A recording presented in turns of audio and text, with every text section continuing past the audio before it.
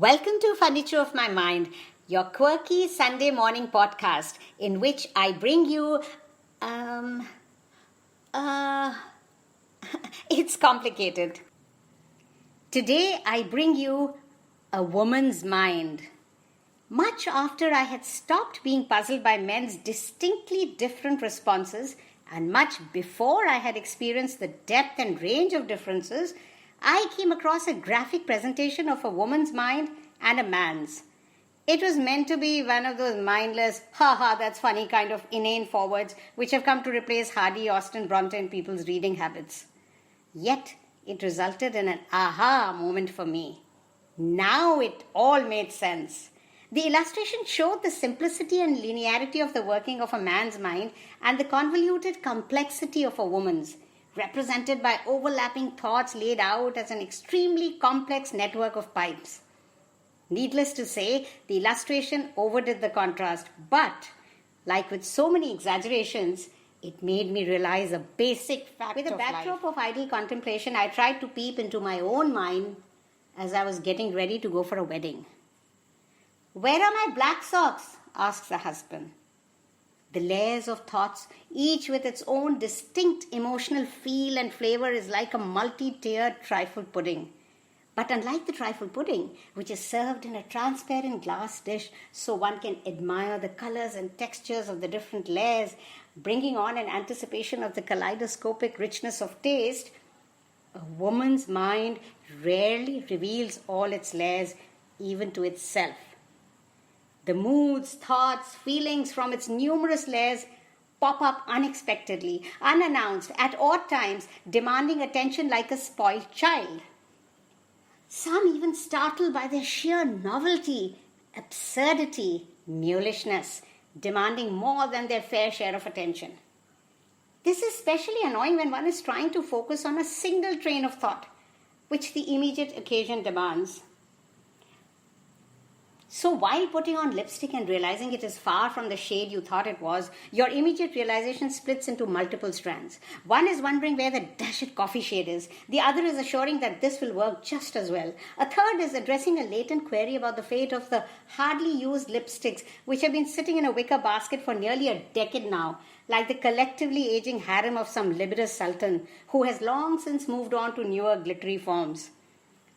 Close on the heels of this thought comes an already thought one long ago, that of the happy idea of inviting the neighborhood kids to use the old lipsticks to paint a picture, which was the reason they were there still. But that's not all, because this one pulls out a feeling now, that of guilt and self-deprecation at not having executed this idea till now. This then pulls back the lens of thought to give one a wide-angle view of a guilt-ridden landscape of all the exciting learning-centric activities one wants to involve the neighborhood kids in, but hasn't.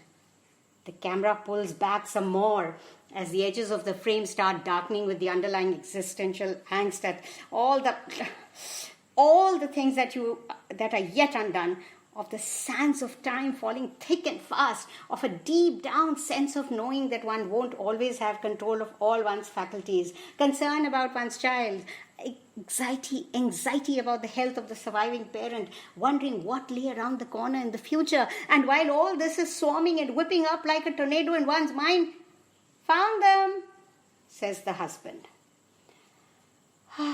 This sudden taking off into the unknown, unexplored depths and heights can happen at any time, anywhere. It's as if there is an over-enthusiastic rocket with all cylinders firing. Do rockets have cylinders? No, halt, pull back. Don't go scampering off on another trail of thought. Ready to take off at a moment's, nay, a micro moment's notice. A word, a visual, a person, a movement, or the lack of it can set it off. Sometimes the rocket attains orbit velocity in so short a time that I lose track of where it took off from. And this leads to momentary exasperation. When this happens in the shower, I am left wondering whether I have soaped and showered or have yet to soap myself. That's why I prefer old-fashioned soaps to fancy stuff that comes out of squeezy bottles. The slowly popping telltale bubbles on the surface of the just-used soap or their absence. Isn't it exciting that there is always a counter or their absence, its absence, his absence, her absence, to everything. For instance, it's truly amazing that, stop, don't take off, not this rocket, not now, helps me reach a satisfactory conclusion to the soap or not to soap conundrum. Actually, I'm quite wary of these squeezy and non-squeezy bottles whose contents are so varied in perfume and color. I don't like the fact that they have taken over the bathroom. I liked it better when I had just a soap and a shampoo as bath buddies, both quite distinctly different in shape and form. One's mind could then happily take off and go darting on any tangent of thought while going through the mechanical motions of bathing, undisturbed by the need to focus on which bottle to choose and pick and how much to use, etc. Soaps then were red, green, white, or translucent brown, and not lilac and peach and lemon. Creams came out of jars or bottles and were Nivea and lactocalamine. Oh well. Looking at the brighter side, the exasperation-laced usage of the range of products now leads to its own happy trains of thoughts. As I pour a blob of conditioner on my palm, I am struck by the word conditioner and its need to embrace not just my hair but the air around me. Why do we really need to condition our hair?